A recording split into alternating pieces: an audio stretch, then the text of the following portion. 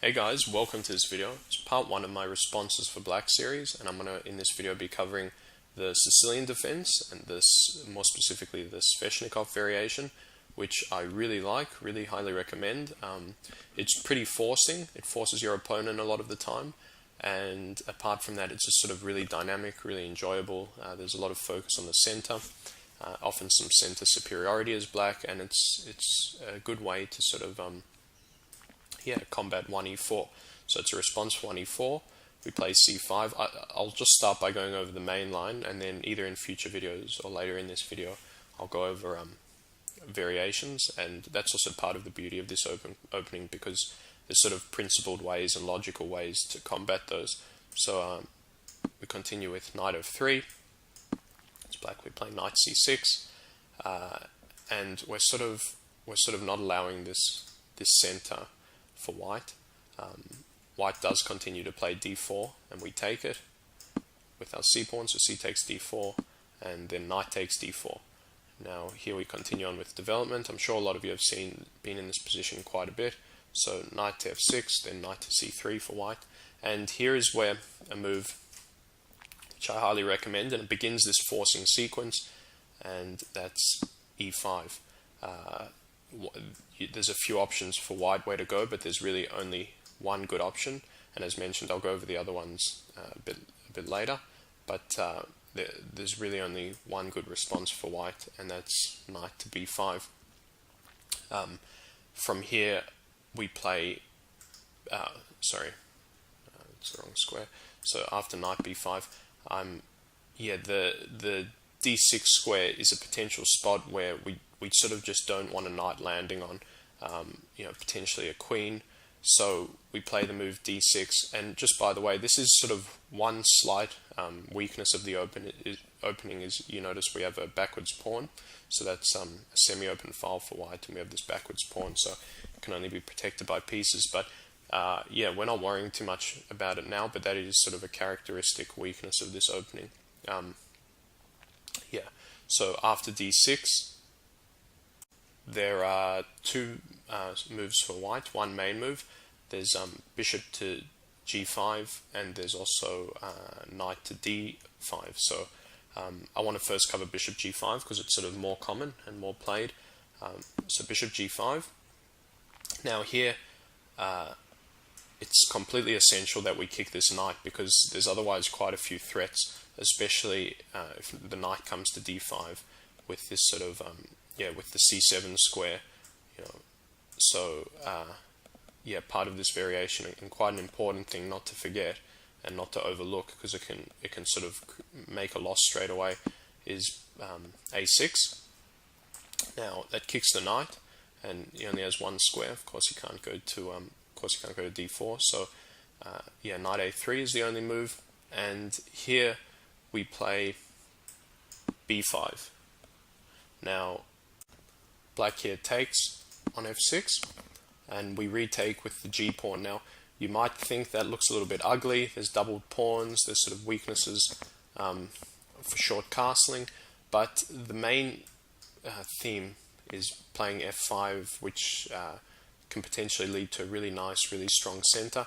And in this position, your king is actually, when you sort of play bishop g7 and you castle short, your king is actually not as vulnerable as you may seem. It's actually super solid. So we take with the g pawn for this reason, but also I'll just have a quick look what will happen if we took with the queen.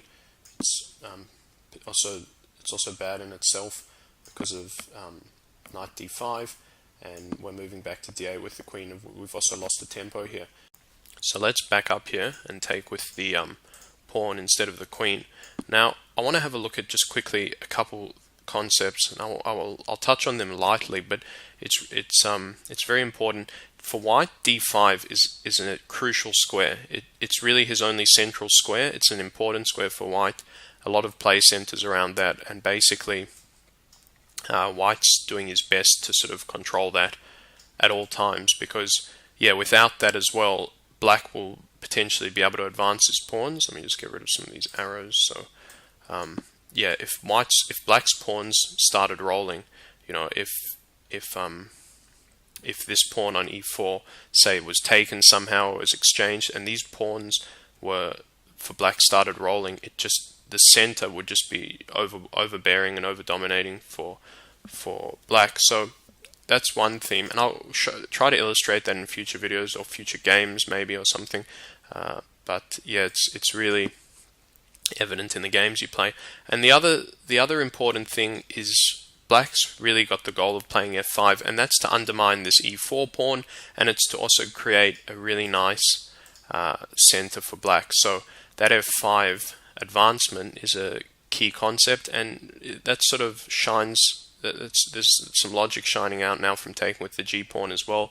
We see why this is useful. So if we continue on with play, we see after takes, there's knight d5 for white. So immediately examining what I'm talking about here, putting a piece on d5 is super important, and the knight has a lot of influence there.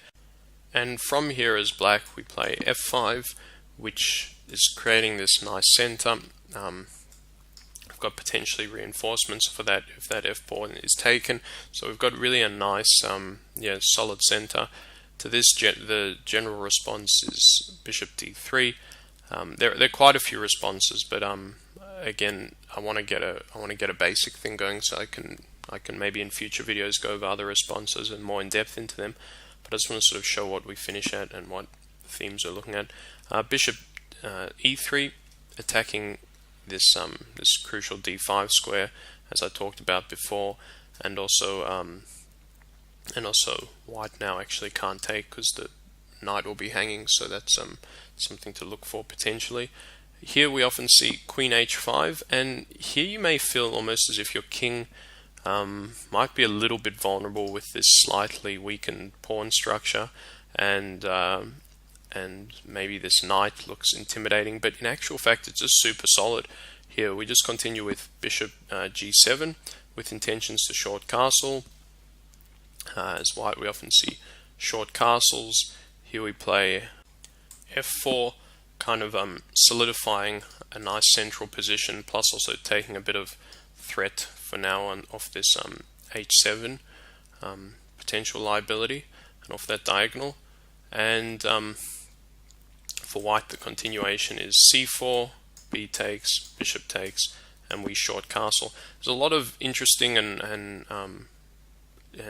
enjoyable continuations that can occur, but it depends on the game, on your specific game. So you've got to so I want to stop with the book line here, but moves as black, you're looking out for queen d7, rook b8, potentially putting pressure on, activating your rook and putting pressure on b2, moving the king to h8 and swing the rook into g8, putting pressure on this on the g file, which is often really nice. It's even sometimes combined tactics with things like bishop a3. Another move I really like as well is the move I really like is a7, rook a7. I'll show why in a sec. And that's you can play f5 at some point, undermining this center, and that would also give you the potential ability to, after playing rook a7, to swing it to g7 and putting double rook pressure on the g file. It can be really nice. So it's sorry, I'll get rid of some of these lines. So it's really nicely playable. And when you do eventually play f5, which is something you do want to play after you move your king out of the way, you can, when you undermine this pawn in the center, you can just unleash disaster as black when these pawns start rolling. If the knight were to move and symbolizing white losing control of the d5 square, it can quickly be all over for white. It's a hurricane of pawns moving through the center, taking away squares for the light pieces, and just really creating often even just a winning position. Now I want to go back a little bit and have a look at some variations that make this opening really interesting.